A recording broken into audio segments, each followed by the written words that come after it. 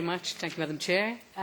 Thank you, Lara, for your report. And I was very pleased to note that you have stated there is more convergence than divergence in the report, and that you appreciated that different political groups have different sensibilities. And I think that we can only have the result of such an important dossier, such an important report for each and every member of the 28 member states, by actually appreciating and including as much as possible the sensitivities, yes, of each political group. And I think I agree with you that each political group would have added something to this report. So I really look forward to the result of this important dossier.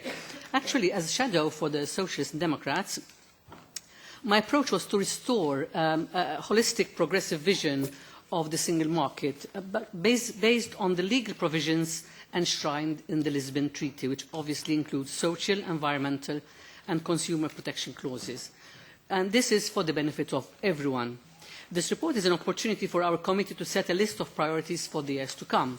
And I have tried to maintain a direct strategy, keeping in mind the important priorities which include strengthening workers' and consumers' rights in the single market, as well as proposing additional initiatives which have not been mentioned by the Commission in its communication. Personally, I have tabled 69 amendments together with my colleagues, in addition to which other SND colleagues also submitted individual amendments. I will highlight of all these amendments what is really important and what is really relevant to us. We need to achieve a stronger, green, knowledge-based social market economy, which turns the focus back to the people. We need to find the right balance between an open economy, stimulating economic growth and quality job creation, and an economic system delivering consumer protection as well as social and environmental safeguards to the citizens. We need to improve the workers' mobility and social rights in the single market. We need to tackle the real difficulties SMEs face, whilst at the same time stressing that we should not provide opportunities for dishonest businesses in circumventing existing rules, lower workers and consumer standards, and increasing the risk of corporate fraud, criminal activities and letterbox companies. This should be avoided at all costs. We need to provide the right information to businesses by interlinking different portals, access points and information websites in a single gateway.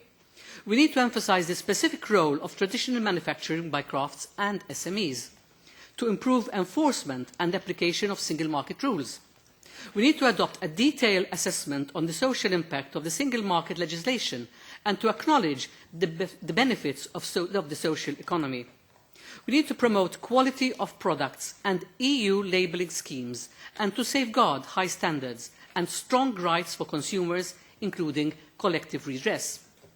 On standards, I am calling for a more democratic and modernised European standard process, not dominated solely by the big private companies, voluntary standards and self-regulation by supporting social partners, consumers' organisations and SMEs initiatives.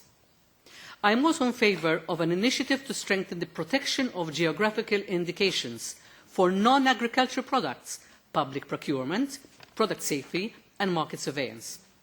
For our political group, it is also important to find a good solution when it comes to sharing the economy, refit, better regulation, common definition of start-ups and SMEs, business insolvency, VAT, extending the notification procedures under the Services Directive and the Services Passport.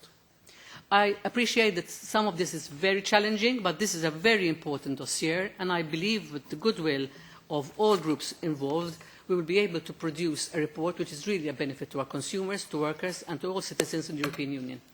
Thank you. Thank you so much for that. And